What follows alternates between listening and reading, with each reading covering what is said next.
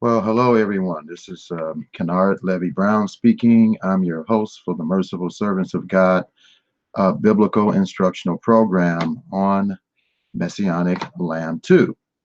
Shalom, peace.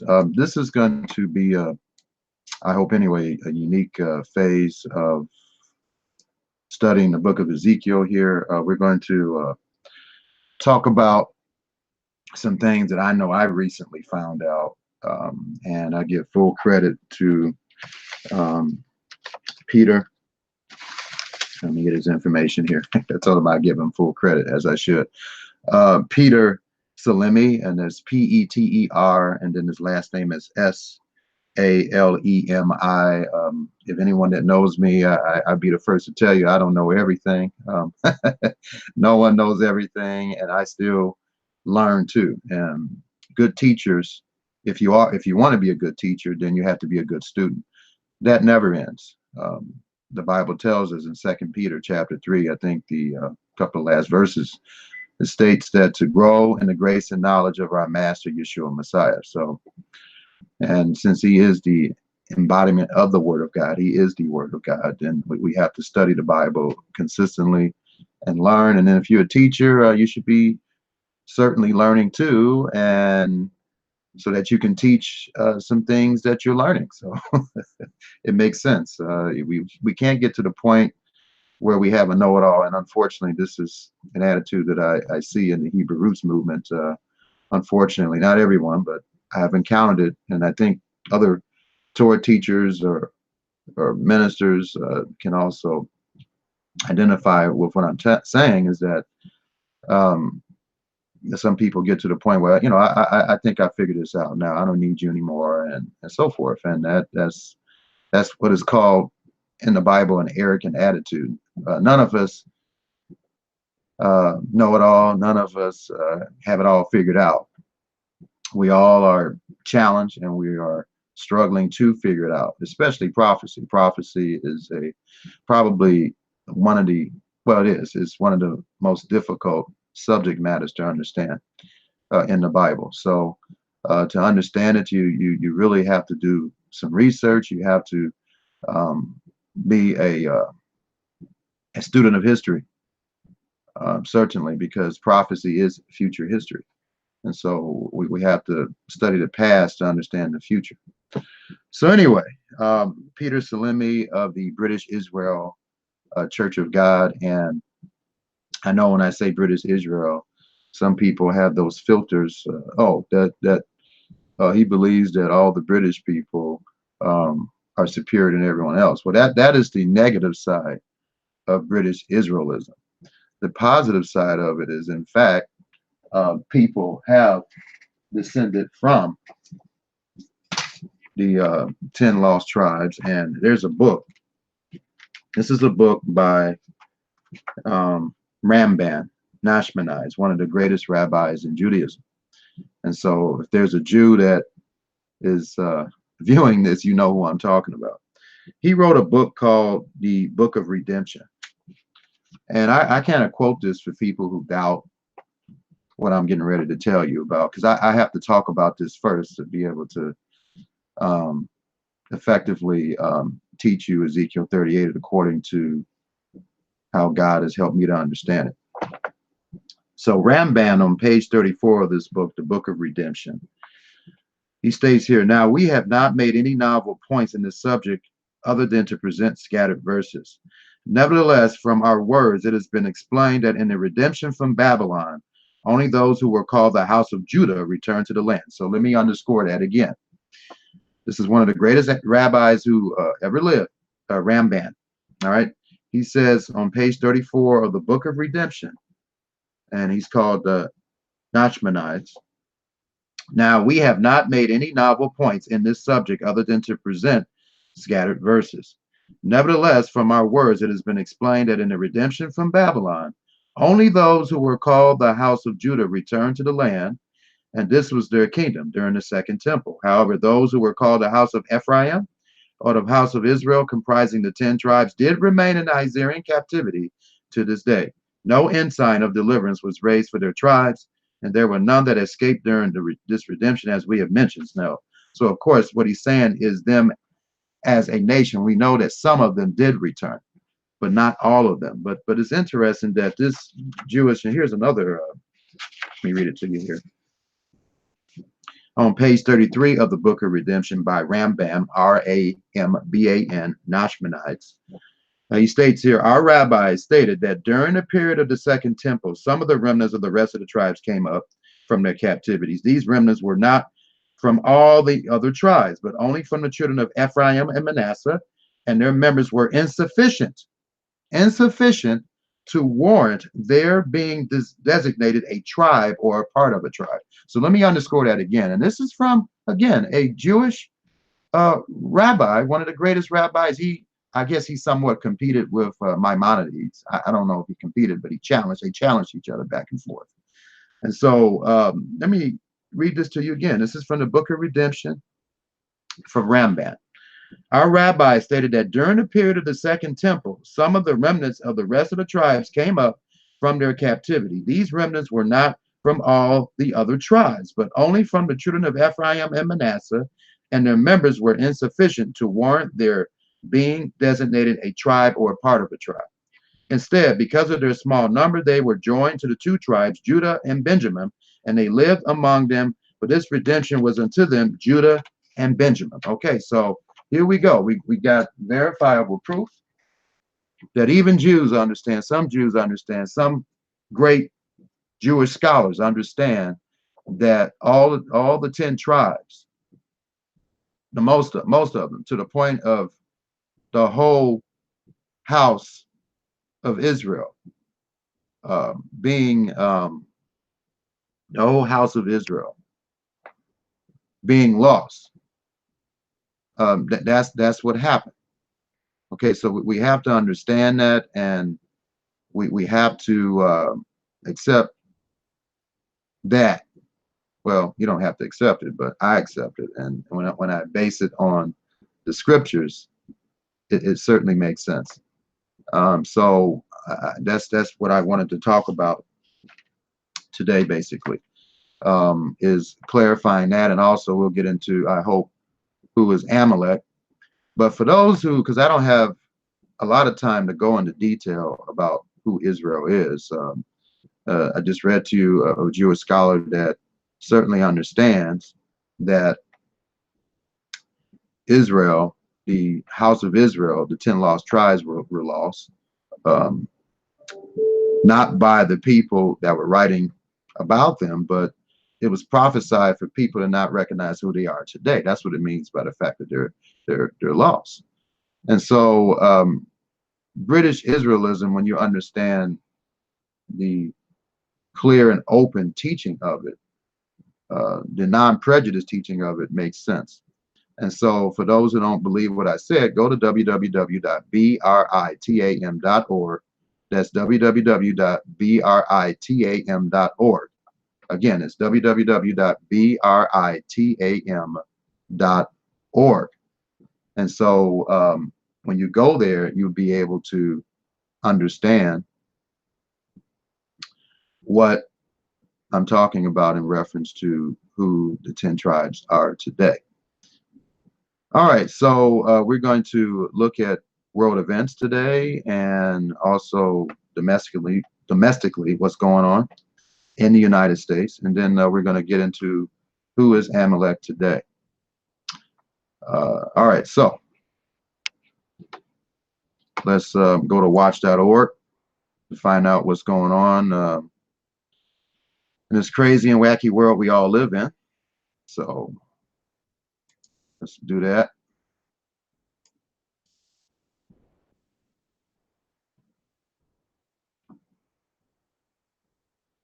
So I go to Koenig's website to do that, and www.watch.org, and it states here Palestinians assume chairmanship of the largest bloc of nations at the United Nations. And so Palestinian Authority President Mahmoud Abbas assumed the chairmanship of the largest bloc of countries at the United Nations on behalf of the state of Palestine on Tuesday in New York City. The Palestinians are slated to serve as the leader of the bloc known as the Group of 77 for the next year. Palestinian Authority President Mahmoud Abbas assumed the chairmanship of the largest bloc of countries at the United Nations on behalf of the state of Palestine on Tuesday in New York City. The Palestinians are slated to serve as the leader of the bloc known as the Group of 77 for next year. I quote, "I am pleased to take over today the chairmanship of the Group of 77 on behalf of the Palestinian people and the state of Palestine," he said, addressing the bloc. I quote, "It is a great responsibility that the state of Palestine will bear with complete humility, sincerity, and dedication." Trump threatens to devastate Turkey economically if it attacks Kurds in Syria. So here's another threat from our president. I quote, "Starting the long overdue pullout from Syria while hitting a little remaining ISIS territory hard and from many directions," Trump says on Twitter. I quote, "Will attack again from existing nearby base if it reforms, will devastate Turkey economically if they hit the Kurds," end of quote, he adds. Turkish Foreign Minister Mevlut Cavusoglu responds saying that nothing could be achieved with economic threats and that partner nations shouldn't communicate over social media, end of quote. Okay, so analysis: does peace with the Palestinians matter this Israeli election? So that's the question that they pose. And then Iran restarting uranium enrichment, nuclear chief says, which is not good. All right, so that's what's going on as far as anything linked with Jerusalem or Jerusalem. And so let's go to the economiccollapseblock.com, the economiccollapseblock.com. Let me get some water here. My lips are drying up. The economiccollapseblog.com. And the subheading here says, "Are you prepared for the coming economic collapse and the next Great Depression?" And so that is the question. And he states here, global debt surpasses $244 trillion. So let me underscore that again, ladies and gentlemen. Global, that means worldwide debt, surpasses $244 trillion, as nearly half the world lives on less than, it used to be less than this, but now is $5.50 a day. So nearly half the world. This reminds me of a prophecy that most people, I don't hear not one minister quotes this. If you know of any minister that quotes this verse, I would like to get to know him because I don't hear it. So, but let me go to, I want to show you the scripture because this is very important for you to know this. Let me share my screen here.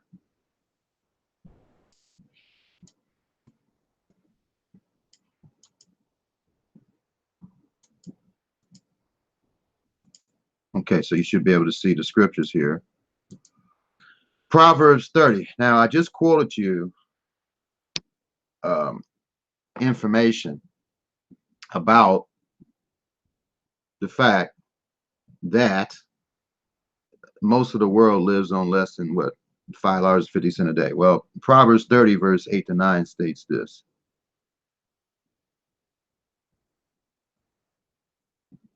Verse 14, and it's certainly talking about this generation. Proverbs 30, verse 14. "There is a generation whose teeth are as swords and their jaw teeth as knives, to devour the poor from off the face of the earth and the needy from among men." That is certainly the 21st century, ladies and gentlemen. So I just wanted to show that to you here, and I'll continue to talk about this news story here. And so global debt surpasses $244 trillion as nearly half the world lives on less than $5.50 a day. And so it says right here, the borrower is the servant of the lender, and one of the primary ways that the elite keep the rest of us subjugated is through the $244 trillion mountain of global debt that has been accumulated. Every single day, the benefits of our labor are going to enrich someone else or somebody else. A portion of the taxes that are deducted from your paycheck is used to pay interest on government debt. A portion of the profits that your company makes probably goes to servicing some form of business debt. And most Americans are continuously making payments on their mortgages, their auto loans, their credit card balances, and their student loan debts. But most people never stop to think about who is becoming exceedingly wealthy on the other end of these transactions. Needless to say, it isn't the 46% of the global population that is living on less than $5.50 a day. And so anyway, you can click that hyperlink to read more about this. He says, these new numbers are telling us that the global economic slowdown is far more advanced than we thought. He states here, we continue to get more confirmation that the global economy is slowing down substantially. On Monday, it was China, which is interesting because that's what we're going to talk about today. It was China's turn to surprise analysts, and the numbers that they just released are absolutely stunning. When Chinese imports and exports are both expanding, that is a clear sign that the global economy is running on all cylinders. But when both of them are contracting, that is an indication that huge trouble is ahead. And the experts were certainly anticipating substantial increases in both categories in December, but instead there were huge declines. There is no possible way to spin these numbers and make them look good. And so he talks about here magma under the Yellowstone supervolcano is rising, and scientists warn that an eruption would devastate the entire planet. And so that's if God allows Yellowstone to erupt. So you can read the rest of that if you like. And he states here, signs of the times, the plague of locusts hits Mecca and Earth's magnetic pole is experiencing a sudden shift. And so that is what's going on, ladies and gentlemen. It's not good. I'm not a gloom and doom guy, but I'm a realistic guy. I'm a guy that understands Proverbs 22, verse 3. We need to be prepared so that we can hide ourselves or do the best we can to make sure that we've done all we can to protect ourselves, and then God will do the rest. That's Psalm 91. And so, all right, so what we're going to do today is get into this Bible study. And again, I got this information. Again, we all don't know everything. And I got this information from the British Israel Church of God from Peter Salimi. So, I promised that I would give him credit. And that's what I do with anyone. If there's something that I didn't acquire, I feel is right to give credit when it's due. And I believe God has used this man to reveal some things about prophecy I think that we need to pay attention to. And so one of the things that I didn't really fully understand is who is Amalek in the Bible. And I'm sure that many of you have read about Amalek and that God promised to wipe Amalek out. But really, what does that mean? And who are the people that he's specifically talking about? So I'm going to share my screen again here, and we're going to get into this study about who Amalek is, or who I think Amalek is based on the studies that I've done. And I quoted that scripture, Proverbs 30, in really small print here. Let me just enlarge this here real quick. I just sometimes forget to do this. This shows that I'm human. Proverbs 30. Here we go. Proverbs 30, verse 14. There is a generation whose teeth are as swords and their jaw teeth as knives, to devour the poor from off the earth and the needy from among men. And certainly in this 21st century, we definitely qualify to be that. So, ladies and gentlemen, before I begin this study, I want to, and I can't go into further detail with this. And every time I do this, people want to argue and fuss about who the table of nations represent. But I've done some studies on this, and you have to study this. But based on the table of nations, well, let me go to Genesis chapter 9. Genesis chapter 9. Starting in verse 26. And he said, blessed be the Lord God of Shem, and Canaan shall be his servant. And we know that Canaan came from Ham, right? Verse 27, God shall enlarge Japheth, and he shall dwell in the tents of Shem, and Canaan shall be his servant. Now, some of you may not agree about this, but I've done some thorough research. Japheth certainly represents the Asian nations. Shem represents the Anglo-Saxon or Semite peoples, and Ham represents predominantly the African and Black nations. That's what I found based on my extensive research. You guys doubt that, you can go to originofnations.org, originofnations.org, and actually you can get a nice book from them as well. that'll go into detail and prove this to you. Everything in this book is not 100%, but I would say 90%, maybe 85% accurate. It says, In Search of the Origin of Nations is by History Research Projects. I believe it's the best book on the planet Earth as far as helping you understand Genesis chapter 10. So again, I believe based on my extensive research that Japheth is predominantly the Asian nations, which would include China. We're going to talk about today. Shem, which would include the Anglo-Saxon nations and the Semites.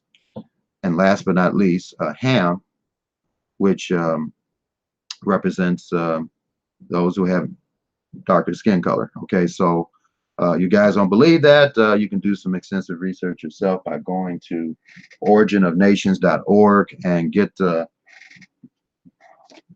their comprehensive book, In Search of the Origin of Nations by History Research Projects. Is a how many pages? It's quite a few pages in this book. 439 pages, approximately. Yeah, that's not including the bibliography, but 439 pages. You can also go to Peter Salimi's website too. He has some good writings on that as well. British Israel churchofgod.org. Okay, so let's I just wanted to tell you that. So we're going to focus on Japheth, basically, who I believe China comes from and other Asian nations. And we got to understand something. God stated that he would know the end from the beginning. And to understand prophecy, and if he's talking about future history, then we have to look basically on a map.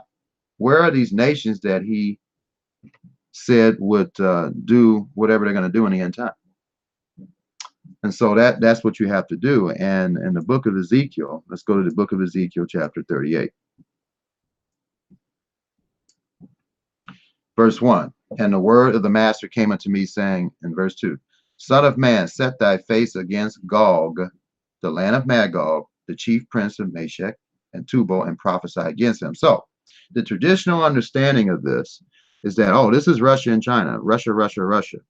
Well, I thought that too, until I ran across Peter's information about China and prophecy. And the big conflict is right here, chief. And people think this is Russia, but it doesn't mean Russia. It means to be the chief. That's what it means. And so I found that through my extensive research that that's not true. And so when you look at, it says Gog here. Well, who's Gog? Because Gog is only mentioned in First Chronicles and a few other places in the Bible. Matter of fact, well, yeah, I can go ahead and do a search here real quick, and you'll see what I'm saying here as far as Gog.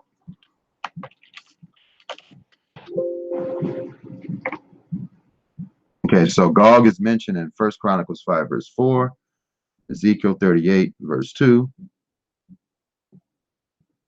Okay, and then the rest of Ezekiel 38 and 39.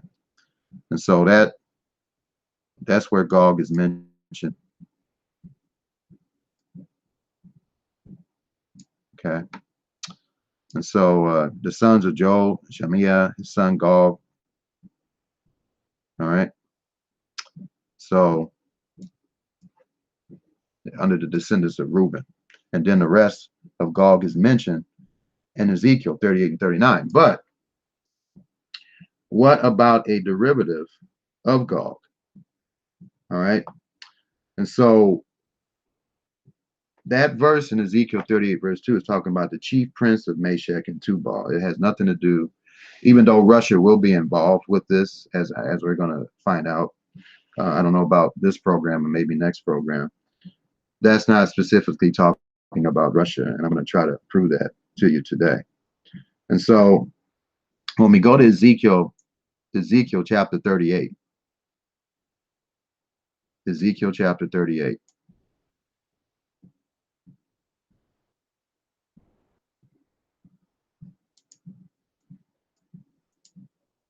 And we go all the way down to verse 15. I don't know why I'm quoting verse 15 here. We'll go back to Ezekiel 38, verse 2. I'm sorry. Okay.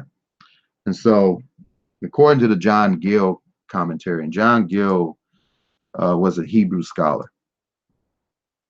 Okay, this is what he states Gog is. Okay. It says right here, Gog signifies high and eminent, one in a very exalted station. It comes from the same root and has the same signification as Agag, to whose height and exaltation there is an allusion. When a Samaritan in the Septuagint, which is the Greek version of the Tanakh, versions read Gog. Okay, so in the Septuagint it says Gog in Numbers 24, verse 17. So let's go there. Numbers 24, verse 17.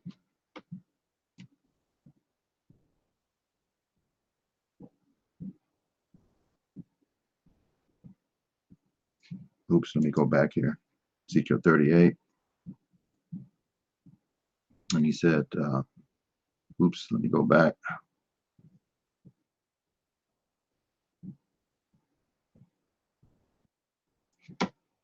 Okay, where did I find this at? Here we go. Numbers 24, verse 7. I'm sorry. Numbers 24, verse 7.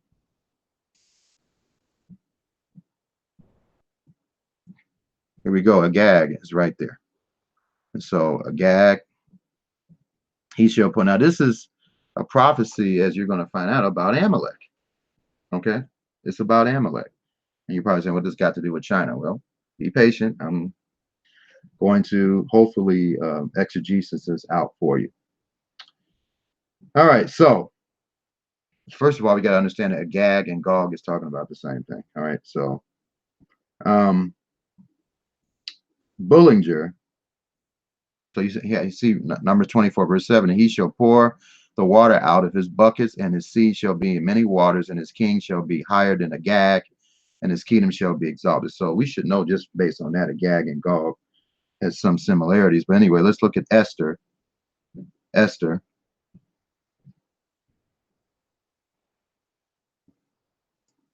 Chapter 3, verse 1. All right, so after these things did King Ahasuerus promote Haman, the son of Hammedatha, the Agagite. So everyone knows that has done their studies knows that that Haman was an Agagite or Amalek.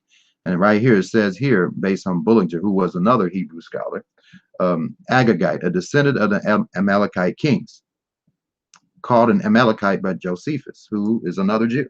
Well, actually, Bullinger and Gill weren't Jews, but they studied Judaism and they studied the language of Hebrew. But Josephus was he was a high priest. He was a Jew that wrote the Antiquities and the War of the Jews. And he states here, and is confirming what I'm telling you, that an Agagite is a descendant of the Amalekite kings. And Josephus called him an Amalekite. Okay? That's what an Agagite is. All right, so that should be pretty clear to you. So an Amalekite is an Agagite and Gog. Okay? And so, and an Amalekite came from Edom. So let's go to Genesis chapter 36. Chapter 36, verses 9 to 12 to find that out. And these are the generations of Esau, the father of the Edomites in Mount Seir. These are the names of Esau's sons: Eliphaz, the son of Adah, the wife of Esau; Reuel, the son of Basemath, the wife of Esau; and the sons of Eliphaz were Teman, Omar, Zepho, Gatam, and Kenaz. Okay. And verse 12 here. And Timnah was a concubine to Eliphaz, Esau's son, and she bare to Eliphaz Amalek. These were the sons of Adah, Esau's wife. So Amalek came from Edom. Came from Edom. All right. And so, I think we do understand that. Now, based on research that Peter Salemi did and I confirmed, it appears that, let's go to Esther chapter 1, verse 1. Now it came to pass in the days of Assyrians, which reigned from India even to Ethiopia, okay, or another translation says that's, yeah, Assyrians from reigned from India. And so the territory of Persia at that time is exactly what it's saying here. And it reigns all the way to India, where the second Targum, and the Targums are writings that they're kind of like a paraphrased Bible of the Tanakh or the Old Testament, and was written around early first century. Um, and basically the Targum maybe later on in that, and around that.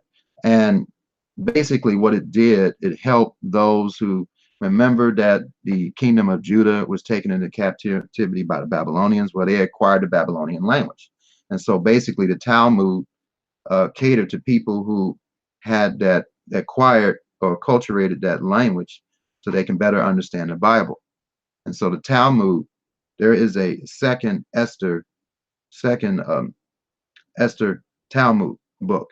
And in that book, according to what Peter stated, is that it alludes to the fact that Haman, who was an Agagite, an Amalekite, he lived in India or had something to do with India based on that. And I later found out that the Amalekites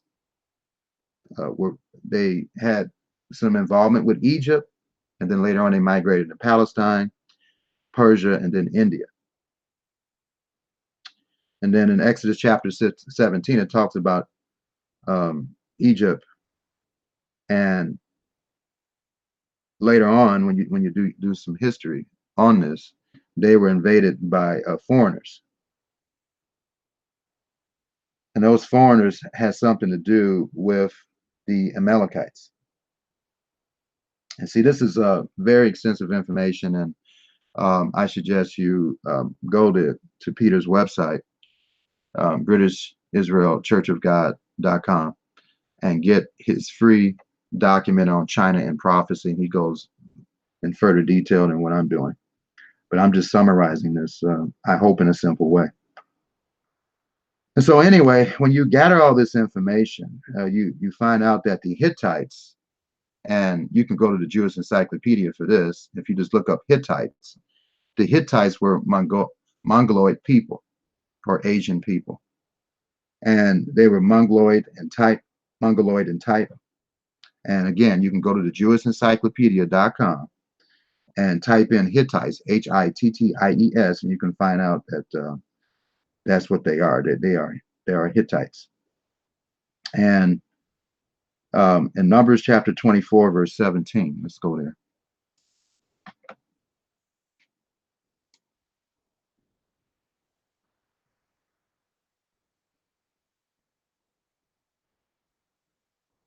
And it says right here, 24, verse 17, I shall see him, but not now. I shall behold him, but not near. There shall come a star out of Jacob, and a scepter shall rise out of Israel, and shall smite the corners of Moab and destroy all the children of Sheth. Okay, and Seth is referring to the people called Hyksos, Hyksos, Hyksos, Hyksos, which I found that those people later on became who we call the Chinese people today. Okay, I know this sounds incredible and crazy, but I read this information. Me and my wife both read it, and it certainly makes sense. And you need to go to the British Israel. You can just do a search on the internet, British Israel Church of God.com, and download the free document, China in Prophecy, to find out who China is. But logically, when you think about it, Amalek certainly didn't believe in God. They were atheistic, and um, our fellow human beings, our Chinese fellow human beings, most of them, with the exception of the poor Chinese that are underground and trying to understand who Jesus is, and understand that he is our savior. Except for the underground Christians, the majority of China, they are atheistic. And so that's one thing to understand. Also, when we study the prophecy of Ezekiel here, it's talking about a vast army. And we know that China has the largest army in the world, ladies and gentlemen. They certainly have the largest economy in the world. And this has been going on for 3 years. And I just recently discovered this. All you got to do is Google China has the largest economy, and you'll find out for yourself what I'm telling you is true. And so that prophecy that I told you, I'm trying to say this in a simple way, but if you want more detailed information, certainly you can go to Peter's website, British Israel Church of God. You can Google that, and you could download China in Prophecy, and it goes into further detail that I don't have time to go into today. All right, so China is in the process of dominating the South China Sea. They're doing all kinds of things. They are mortgaging the United States great debt, a good portion of it anyway.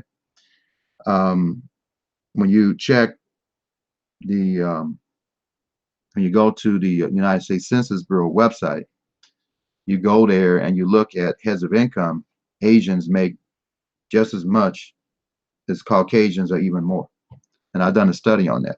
And so what I admire about the Chinese people, they're very disciplined. They come over here and they entrepreneurs, and they go to our best schools, and they succeed, and they just they're very entrepreneurial, and they're very good at coming over and taking advantage of the blessings that we have in this country. And so that's what that means. That prophecy in Genesis chapter 9, they certainly do live in our tents, and they have for many years in the modern era. Genesis chapter 9, it states right here in verse 27, God shall enlarge Japheth, which I believe includes China and Japan, and he shall dwell in the tents of Shem, which includes the Anglo-Saxon nations of the United States, Canada, the countries of Northwestern Europe, South Africa, New Zealand, Australia, and Canaan shall be his servant. And so certainly the Anglo-Saxons and Chinese, they're certainly prosperous. You can prove that. Japanese, Chinese, and then the Chinese economy is the world's largest economy. It's been that way for 3 years. They've overtaken the United States. So certainly Japheth certainly dwells in the tents of Shem. And so, and that's as simple as I can explain it. But the Hittites today are the Chinese. And there's an interesting prophecy that is getting ready to be fulfilled here, if the understanding that I have is correct. Numbers chapter 24. All right, I just got breaking news that it says the shutdown may double some record. So that's not good news, ladies and gentlemen. We need to be praying that this country gets back to normal again as far as the government operating, because if it doesn't, we're going to be going through some tough times. So we need to be praying that occurs. Numbers 24, verse 24, and ships shall come from the coast of Chittim. That is China today. I know back when this prophecy was written, it's certainly referring to some elements of the Roman Empire, but now is certainly talking about China, because those people left, and those that were the Hittites, they moved into that area. And so ships shall come from the coast of Chittim and shall afflict Ashur. Based on my extensive studies, Ashur are the modern day Germans today, and shall afflict Ebner or Eber.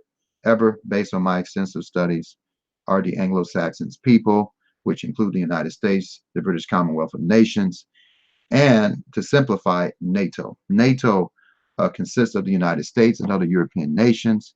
And I don't have time to go over this today, but that statue of Daniel, which I'll probably do a study on that in the future, when it talks about the iron mixed with clay, what the clay represents Israel, all the 12 tribes, the Western nations, including the little land of Israel, and also the iron mixed with clay. The iron represents elements of the Roman Empire. So right now, NATO represents that. It's a combination of the United States and also a combination of European nations.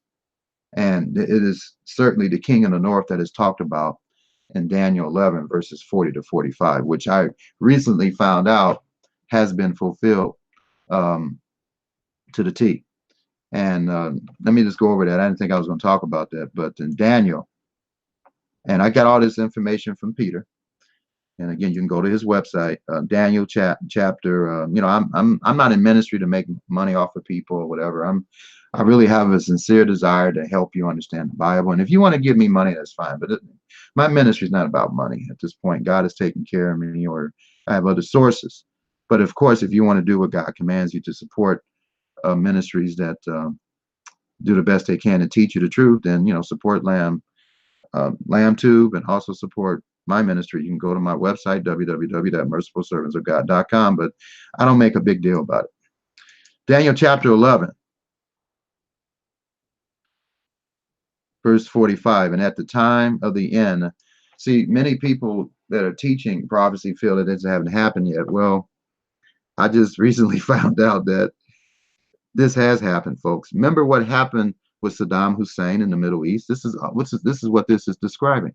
In verse 40, and at the time of the end shall the king of the south push at him, and the king of the north shall come against him like a whirlwind. The king of the south is the Arab incitement, which back then certainly involved Saddam Hussein.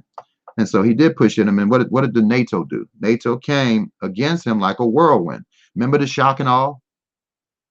I don't know why I didn't think it had anything to do with Bible prophecy, but they called it a whirlwind. And if you don't believe me, go to his website and download the Middle Eastern prophecy document and read that document. He documents it with historical facts. And so this is what this is describing, that shock and awe situation. Shall come like a whirlwind with chariots and horsemen with many ships, and shall enter into the countries and shall overflow and pass over. And that's what they did. And they entered also into the glorious land, and many countries shall be overthrown, but these shall escape out of his hand, Edom and Moab, and the chief of the children of Ammon. Yes, we went and we protected Israel from those Scud missiles, didn't we? And he shall stretch forth his hand upon the countries, and the land of Egypt shall not escape. And that's what we did. And he shall have power over the treasures of gold and silver, and over all the precious things of Egypt, and the Libyans and Ethiopians shall be at his steps. And so, no doubt, we went over there and we made investments in Iraq, with the area of Babylon, and we certainly have invested and continue to invest in that area. But tidings out of the east and out of the north shall trouble, and therefore he shall go forth from great fear to destroy. And this is talking about those wars we had in the Middle East with Saddam Hussein. Now, verse 45 has recently happened.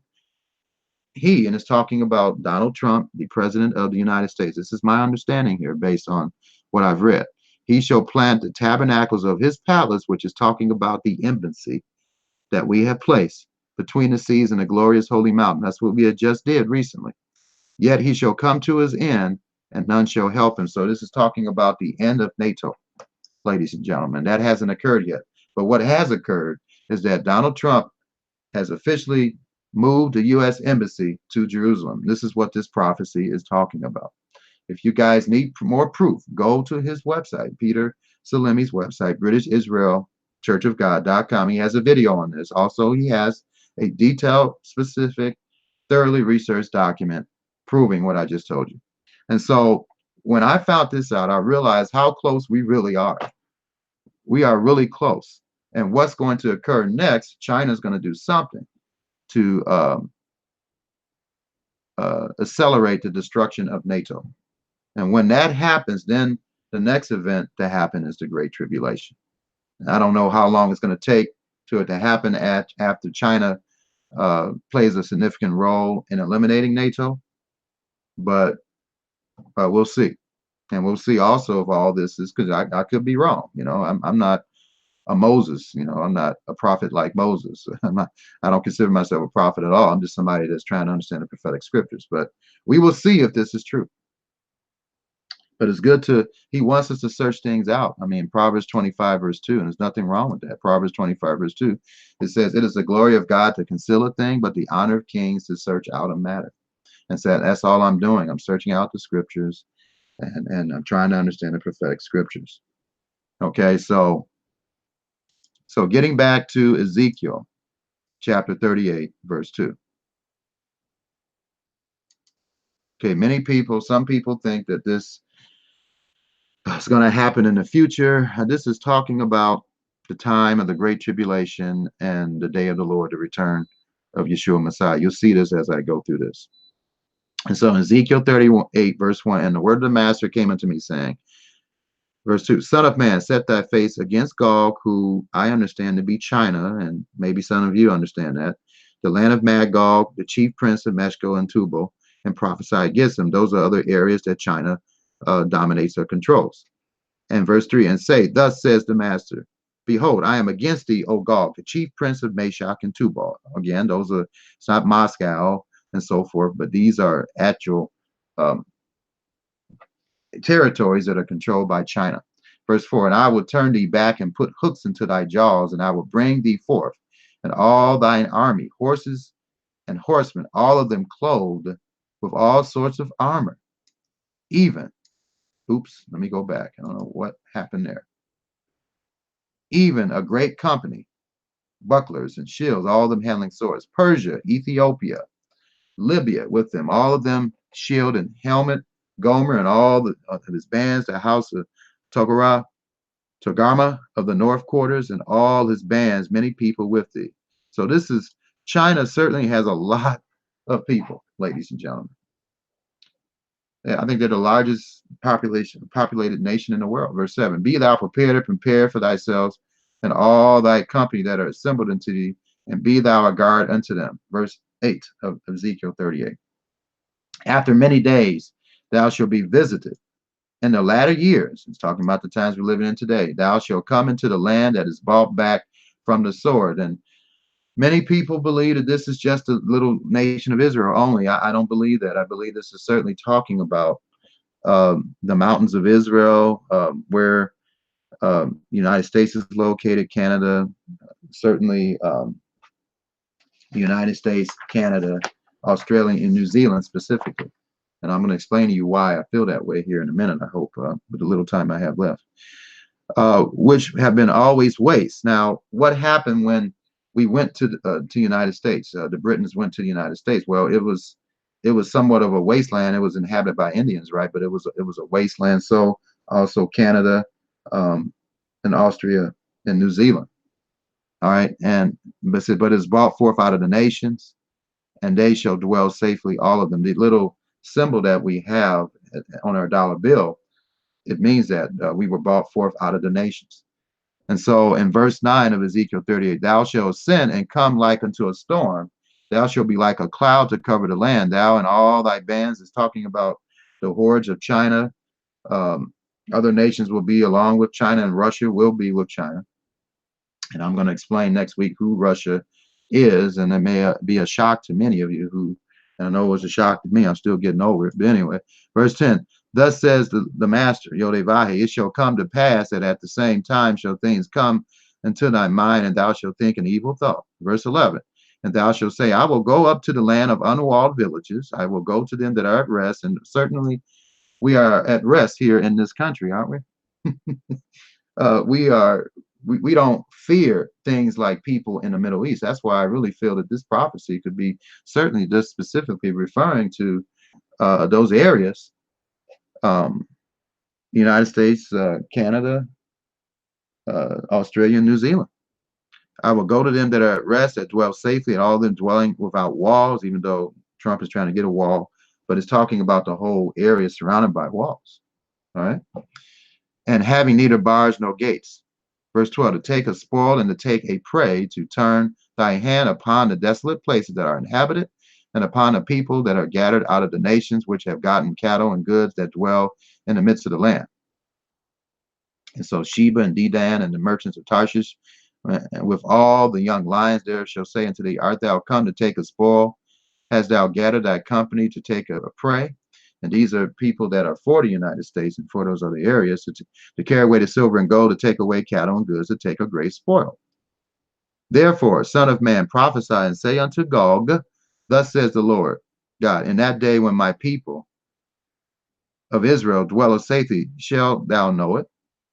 Verse 15, and thou shalt come from thy place out of the north parts, thou and many people with thee, a great, all of them riding on horses, a great company and a mighty army. And thou shalt come against my people Israel as a cloud to cover the land. It shall be in the latter days, and I will bring thee against my land, that the heathen may know me when I shall be sanctified in thee, O Gog, before thy eyes. And then verse 17 is a key verse here.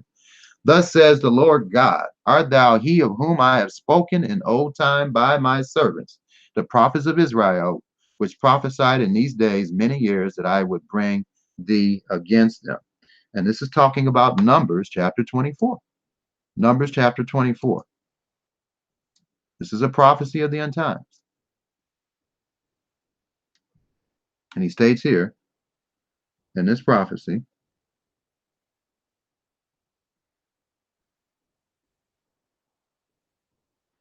24 verse, I shall see him not now, but I shall behold not near, but there shall come a star out of Jacob, and a scepter shall rise out of Israel, and shall smite the corners of Moab, and destroy all the children of Sheph. And Edom shall be a possession, Seir also shall be a possession for his enemies, and Israel shall do valiantly. And in verse 20, and when he looked on Amalek, he took up his parable and said, Amalek was the first of the king, the first to go against Israel, but his latter end, and again, this prophecy talks about something's going to happen in the latter days, he shall perish forever. And so this prophecy certainly hasn't been fulfilled in its totality. It's certainly going to be fulfilled during the time of the Great Tribulation and the day of the Lord. And again, after the millennium, again in Revelation chapter 20, Amalek, or the Chinese people, the Asian people, and those who assemble. It's not saying that no one from China will be saved. I'm talking about those who, other Chinese people that are against God, they're going to be destroyed. And of course, there's going to be always people in any group that are going to do right, including the Chinese. So I just wanted to make that point. And so with that, ladies and gentlemen, I'm going to pick up with this next week. I'm sure that many of you probably have some questions about this. If you do, go to that website by Peter Salimi, British Israel churchofgod.com, or you can email me at Kennard at that's K as in kite, E as in elephant, two N's as in Nancy, ARD at mercifulservantsofgod.com. Okay, so I'm going to go ahead and stop sharing my screen here. And so, ladies and gentlemen, may Yah bless and keep you, and Yah willing, I'll be available to you next week. Shalom. Peace.